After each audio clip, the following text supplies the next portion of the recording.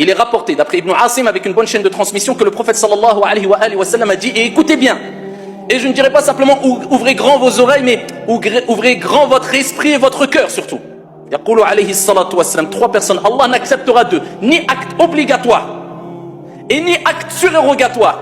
Et quand il a parlé de ces 3 personnes, il a commencé par celui qui ne se comporte pas bien avec ses parents, celui qui est ingrat envers ses parents, celui qui hausse le ton envers ses parents, celui qui insulte ses parents, celui qui tourne son dos à ses parents, celui qui n'obéit pas à ses parents, celui qui hausse la voix sur ses parents. L'ingrat, le prophète il parle de lui. Allah n'acceptera de lui ni acte obligatoire ni surérogatoire. Wa bil walidayni ihsana.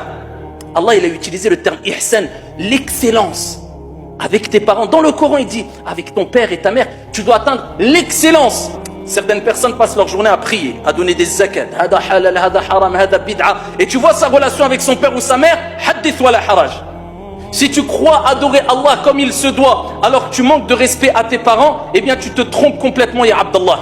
Car si tu veux parfaire l'adoration, compléter ce pourquoi Dieu t'a créé, wa ma khalaqtul jinna wal insa illa liya'budun. Dieu nous rappelle qu'il nous a créé pour l'adorer. Si tu veux compléter l'adoration, eh bien tu dois compléter ton bon comportement envers ton père et ta mère. Ensuite le prophète il parle de Al-Mannan. C'est celui qui quand il fait du bien, il le répète aux gens, et alors qu'il n'a aucune raison de le faire. Et il dit celui qui dément le destin. Et il commence par quoi dans ce hadith? Celui qui manque de respect à ses parents, ayyuhal akhyar.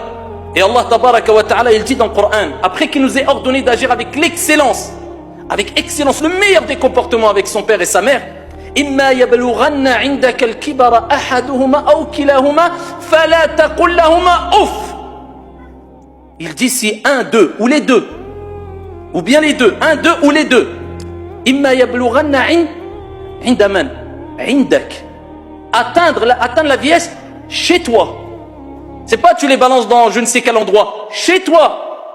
Comme ta mère, elle t'a changé. Comme ta mère, elle t'a débarrassé des impuretés. Comme ta mère, elle s'est levée la nuit alors que tu dormais ou tu pleurais. Elle s'est privée de nourriture pour que tu puisses manger. Ton père a travaillé pour que tu aies le meilleur des conforts et fasses les meilleures des études. Et il a trimé toute sa vie.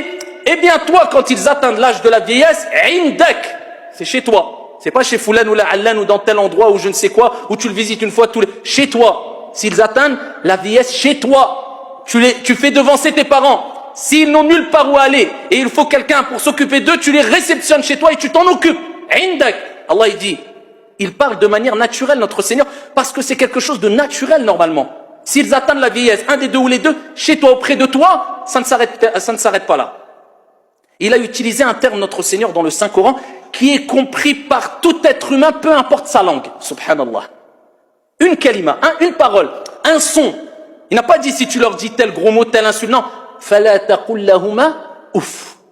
Quelle langue, quel pays ne comprend pas ce terme ouf, un soupir? Allah il a utilisé juste le soupir. Que dire de celui qui répond à son père, qui ne visite pas ses parents, qui insulte ses parents, qui fait devancer je ne sais qui sur ses parents, qui ont tout sacrifié pour lui? Allah il dit ouf, ouf.